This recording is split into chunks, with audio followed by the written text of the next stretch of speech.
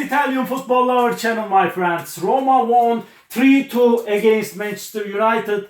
Cristante, Dzeko and Zalewski scored the goals of Roma, and Edinson Cavani scored 2 goals for Manchester United. Really, in this game, Roma played in 4-2-3-1 formation, and Manchester United played as a same formation, 4-2-3-1.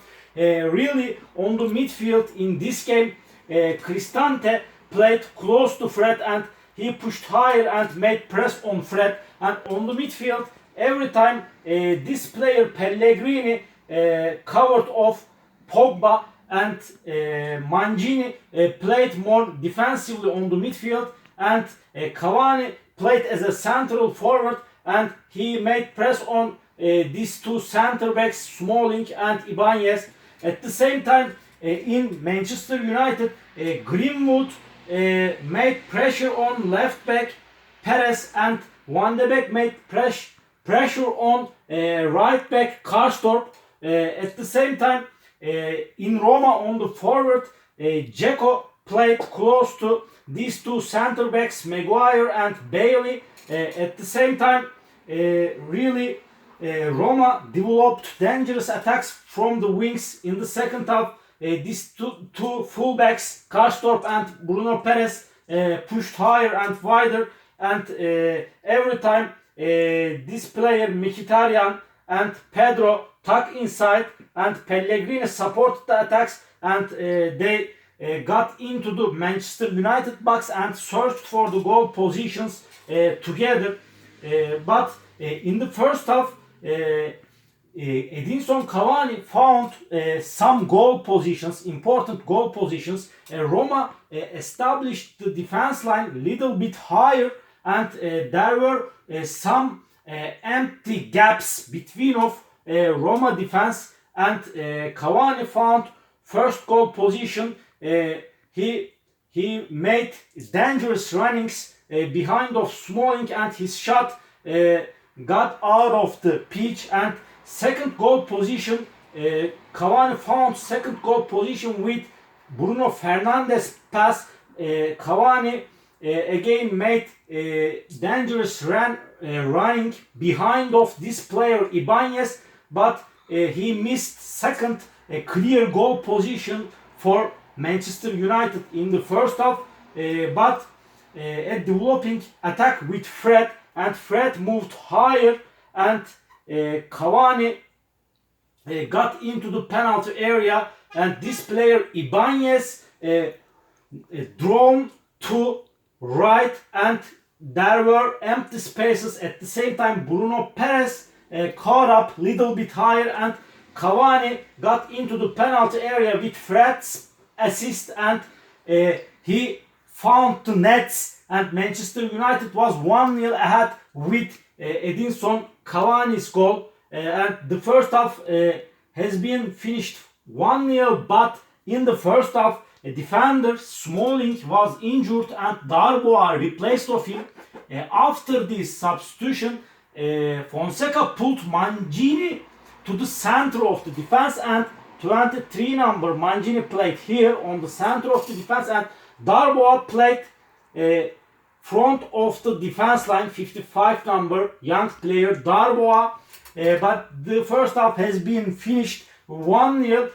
In the beginning of the second half, Manchester United made 2 substitutions, and 2 fullbacks has been changed by Ole Gunnar Solskjaer, and Bissaka out, and Brandon Williams replaced of him, and Williams played as a right back here, Williams, and left back Luke Shaw out, and this player Alex Telles replaced of him.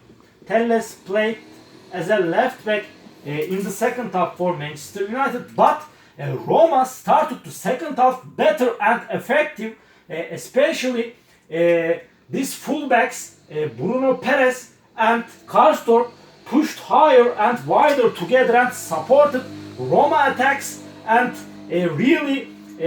Roma developed dangerous attacks from the 2 wings, and Brandon Williams and Telles has been forced by Roma players and Mkhitaryan, Pedro tuck inside, and Dzeko got into the penalty area, and they made so much pressure on Manchester United defense, and Roma found the first goal with Edin Dzeko, a developing attack from the left with Mkhitaryan, and Mkhitaryan moved higher and centered the ball into the penalty area at the back post. This player Pedro tuck infield, and at the back post with his pass, this player scored the goal. Edin Dzeko scored the goal with his headshot between of these two defenders, Maguire and Bailey. The score was 1-1 with this goal.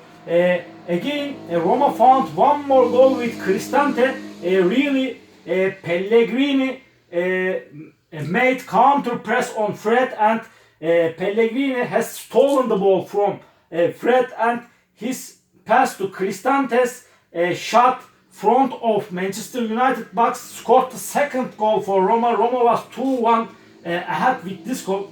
But I want to indicate that in this game, really, Fernandes has been switched his positions so many times. Sometimes he came close to right, sometimes Fernandes came close to left, and sometimes he dropped deep and received the balls and directed the team so good, Fernandes. And really, in the second goal of Manchester United, Fernandes came close to left wing and he centered the ball into Roma box, and at the same time, really, this player Ibanez and Bruno Perez caught up higher, and Cavani stayed free in Roma box, and he scored the second goal for Manchester United with Fernandes assist, and the score was 2-2 with Edinson Cavani's goal.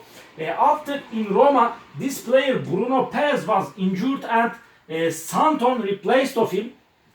And really in the second half, United midfield was little bit weak, and Ole Gunnar Solskjaer made other substitution, Pogba out on the midfield and Matic replaced of him.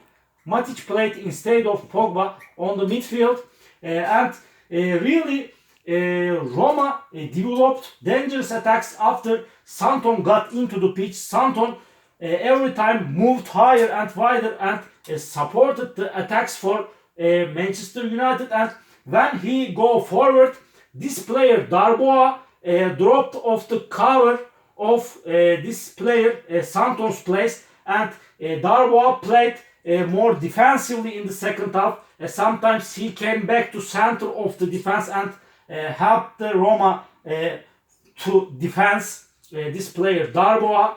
And in the third goal of Roma, really this player Santon moved higher and wider.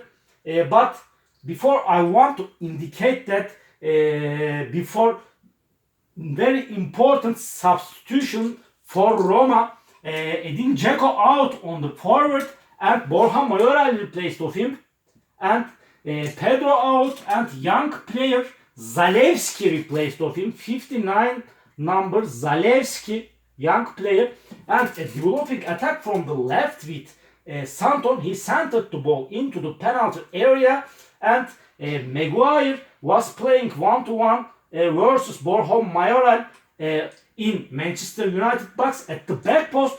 Zalewski stayed free front of Alex Telles, and he scored the goal. Really in this position, Telles was playing 1-1 versus Zalewski, but he couldn't hold him, and he scored the third goal of Roma at the back post. Roma was 3-2 ahead with this goal.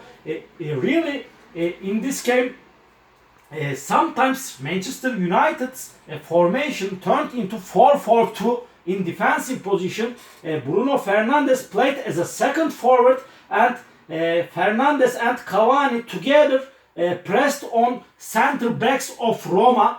But really, it was a balanced game, but Manchester United was so relaxed because they won 6-2 first game, and they became up to final in European Cup.